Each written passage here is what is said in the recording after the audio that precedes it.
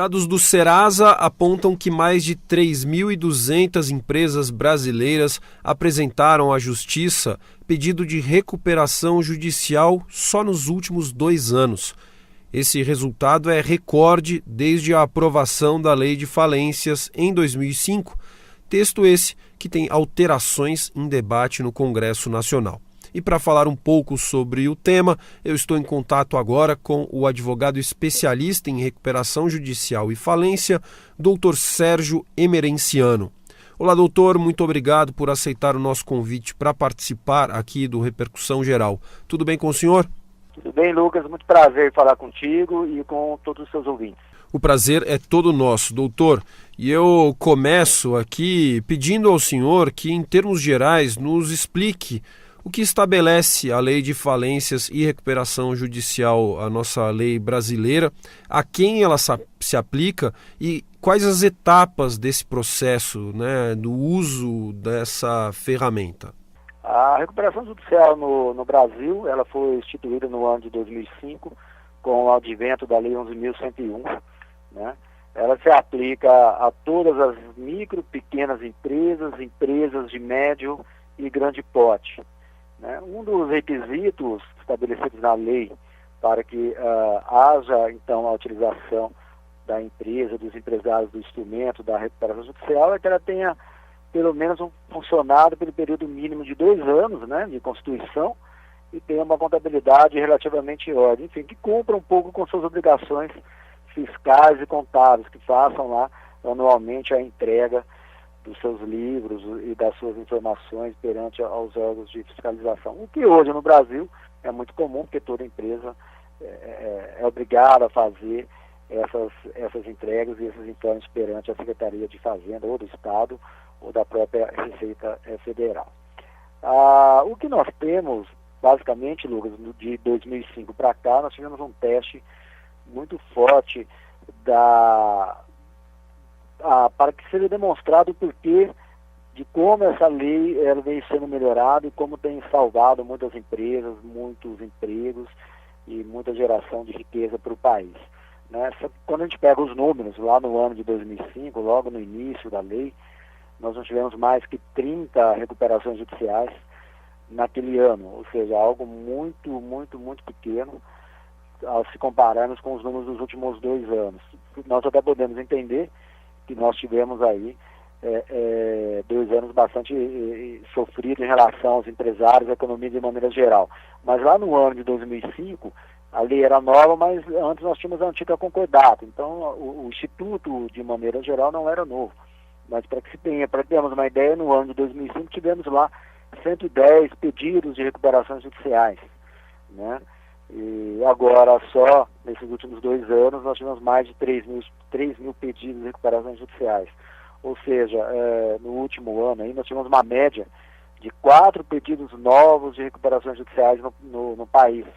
O que efetivamente demonstra a situação mesmo, reflete a situação do empresariado como um todo e bem como também a facilidade e melhor esclarecimento de todos para utilizar esse instrumento, que é um instrumento muito bem visto, e ao mesmo tempo que ele veio num momento muito importante para poder socorrer a geração de empregos, empresários e todo o cluster que envolve as empresas de maneira geral.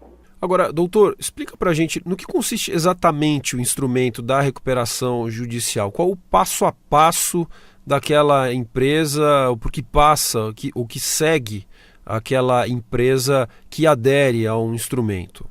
O procedimento de recuperação judicial ele é reconhecido pelos próprios tribunais. Nós temos 2 fases na recuperação judicial. Uma que é entendido como uma fase administrativa, em que pese as empresas, nós advogados temos que ir à justiça para requerer o procedimento, e no segundo momento ele se tornaria efetivamente mais judicial. Esse primeiro momento ele consiste basicamente onde as empresas demonstram o porquê que necessitam, nós advogados junto com as empresas, né, demonstramos o porquê que necessitamos da recuperação judicial, né? Caso assim seja entendido, o juiz defere este pedido de procedimento, de processamento da recuperação judicial, esse é o nome técnico, né, com base na lei. A partir desse momento, a empresa, o empresário tem a suspensão de todos os pagamentos nos próximos 180 dias. Então, todas as dívidas que são inseridas no procedimento de recuperação até a data do pedido, a empresa, o empresário, ele tem, no mínimo, pela lei, 180 dias para que deixe de pagá-las. E nesse período, os empresários, as empresas, todos nós, trabalhamos para que seja apresentado um plano de recuperação judicial, plano esse que nada mais é, que fica demonstrado, discutido com os credores de como será feito o pagamento dessas dívidas inseridas no procedimento de recuperação judicial. É muito comum a gente ver aí no dia a dia, boa parte dos planos de recuperação judiciais, nós já temos estudos sobre isso, até porque nós estamos falando aí de 13 anos de efetivação da lei, de trabalho com base na lei. É muito comum hoje os planos de recuperação judiciais, eles prevêem basicamente uma carência para início dos pagamentos, bem como uma redução da dívida. Via de regras, tem estudos no Tribunal de Justiça de São Paulo, pelo sistema de jurimetria, que os descontos aplicados em dívidas nas empresas de recuperação judicial são na ordem hoje de 60%. E o prazo de carência é em torno de 18 meses contados do pedido do deferimento da recuperação judicial. Ou seja, é um instrumento ao qual a empresa ganha um fôlego, né, para que possa efetivamente se reestruturar. O credor que detém direitos a receber, ao invés dele se habilitar numa massa falida e ficar lá submetido aos critérios da lei, onde numa eventual falência quem recebe primeiro nos termos da lei seria os trabalhistas e o físico. Então esse credor ele também recebe, agora ele irá receber após uma negociação ocorrida dentro do plano de recuperação judicial. Por isso que o uso desse instituto da recuperação judicial tem aumentado com certa sensibilidade ano a ano, haja vista que permitiu que aos empresários que negociem com seus credores a melhor maneira de pagá-los. Diferente do que era, por exemplo, na lei antiga, é concordado, que era o juízo que determinava que como o empresário iria pagar. Agora, nós temos as questões da sazonalidade, temos outras questões de aspectos comerciais que nada melhor do que o empresário para poder negociar com o seu credor. Isso é a recuperação judicial. Ela permite que o empresário negocie com seus credores, né, aonde efetivamente ele consiga perpetuar o teu negócio e, ao mesmo tempo, pagar a quem efetivamente a empresa deve. Agora, doutor, qual a configuração típica, a situação típica em que se encontra uma empresa que resolve aderir e tem o pedido aceito pelo judiciário para a adesão a esse processo de recuperação judicial? A lei ela é bastante ampla nesse sentido, mas, ao mesmo tempo, via de regra, a gente faz uma demonstração de que ela é uma empresa, essa empresa que irá socorrer do benefício da recuperação judicial, ela é uma empresa viável, ela possui ativos, ela possui um goodwill, ela possui um negócio que, por uma circunstância determinada, ela se vê na possibilidade de cumprir com suas obrigações. Mas essa empresa, ao mesmo tempo, ela consiga demonstrar que ela tem um bom negócio, que ela tem um goodwill, que ela possui ativos, ou que ela possui possibilidade de perpetuar esse negócio como era no passado. E que por uma determinada circunstância, ou uma volatilidade do câmbio, ou um investimento que ela fez num determinado momento que acabou dando errado, mas que ao longo de médio prazo consiga fazer uma reversão desses números. Então, a gente procura demonstrar ao juízo o porquê que é necessário a recuperação judicial neste momento e porque faz sentido esse procedimento perante todos os credores. Quando efetivamente fica muito latente, muito cristalino que é uma boa empresa, mas por uma circunstância de mercado, ela então se vê necessariamente obrigada a repactuar as dívidas com seus credores. Tanto é assim que boa parte das empresas que entram em recuperação judicial passa por uma reestruturação, né? Elas dão efetivamente no primeiro momento uma encolhida, né, para poder fazer uma reestruturação, e de um segundo, terceiro momento, 2, 3 anos após, elas estão faturando mais, de uma maneira mais saudável, possui aí, identifica outros parceiros, reinventa os seus negócios, aonde consiga cumprir o seu dia a dia e ainda pagar essa dívida do passado. Isso é a recuperação judicial. Ela é um procedimento de médio e longo prazo, procedimento onde o empresário tem que estar muito efetivamente à frente do business, conhecer muito do seu negócio, ter uma equipe de advogados, uma equipe de consultores, tem toda uma equipe que trabalhe junto, justamente para poder buscar essa virada e sair mais fortalecido ainda com o procedimento. Doutor, antes de 2005, a legislação brasileira tinha ferramentas ou oferecia ferramentas para essa recuperação judicial das empresas, esse procedimento menos danoso para as próprias empresas e para a economia brasileira como um todo? E quais as principais inovações do texto de 2005 em comparação com o que tínhamos anteriormente? Na verdade, antes de 2005, nós tínhamos, sim, a antiga concordata, né, que todo mundo ouviu dizer, que eram aquelas empresas da concordata, que basicamente, qual era a diferença da concordata com a atual recuperação judicial?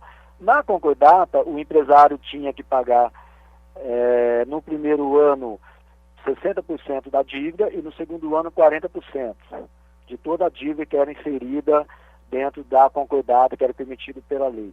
E quem dizia como seria pago era o juízo. Então, imagina um juiz que cuida lá do direito de família, do juiz que cuida das ações cíveis no dia a dia, dependendo da cidade que a empresa estiver sediada, é o mesmo juiz que cuida das questões tributárias, né? Ele também tem que entender de fluxo de caixa da companhia, de qual é o melhor momento e qual o credor que deverá receber primeiro e quanto é que será o valor. Isso era a antiga concordata, né? Pela recuperação judicial é o contrário. A justiça, a lei permitiu que o credor, a empresa devedora, na verdade, nada mais ela do que conhece o seu negócio, que apresente aos seus credores uma forma de pagamento. Essa é a grande diferença. Por isso que tem dado muito certo em relação às antigas concordatas, com a lei antiga de 2005. Naquele momento ficava uma situação para os juízes deliberarem quanto pagar, quem pagar primeiro, né? E diferente agora da recuperação judicial, porque a recuperação permite que o empresário, aquele que conhece da tua empresa, apresente aos seus credores: olha, eu posso pagar dessa maneira, nesse primeiro semestre não é possível, porque tem uma sazonalidade, pelo meu fluxo de caixa daqui 2 anos eu vou ter um incremento de faturamento, então boa parte desse incremento nós vamos utilizar para poder pagar a vocês determinadas classes de credores. Então dá mais liberdade para os empresários transacionarem as formas de pagamento, o que era diferente na legislação anterior. Por isso do sucesso da recuperação judicial, por isso a gente tem havido também um incremento muito grande nos procedimentos de recuperação judicial no país. Agora, essa matéria, né, a legislação relativa à recuperação judicial, à falência, ela está em debate no Congresso Nacional, né? Eu gostaria que o senhor nos falasse, então, um pouco sobre o que é discutido no Parlamento brasileiro, quais as possibilidades de inovação, né, ou de avanço em relação ao texto que temos atualmente. Existe, sim, várias proposições de alterações da Lei de Recuperação Judicial.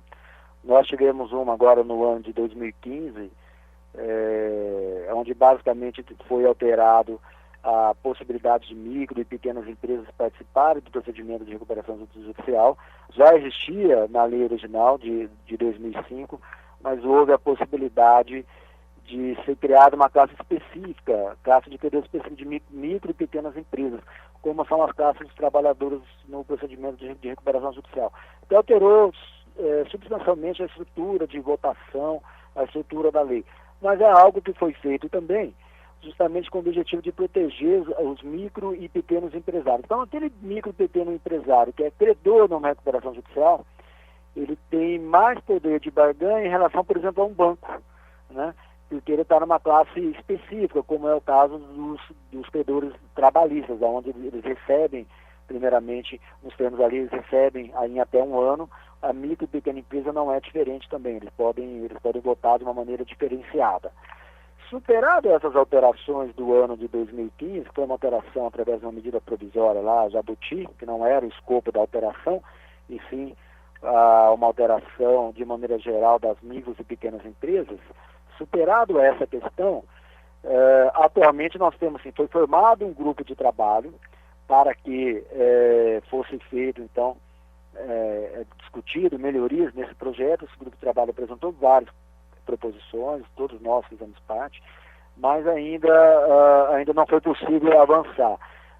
A gente tem algumas questões muito latentes ainda em discussão. Por exemplo, seria a participação ou não do fisco no procedimento da recuperação judicial, e isso ainda não está bem definido. Na legislação atual, os créditos, os débitos, créditos inerentes à administração tributária, de maneira geral, não fazem parte da recuperação judicial. Então, tentando fazer com que isso efetivamente seja inserido dentro desse novo conceito. Uma outra discussão que nós temos também seria a redução do prazo.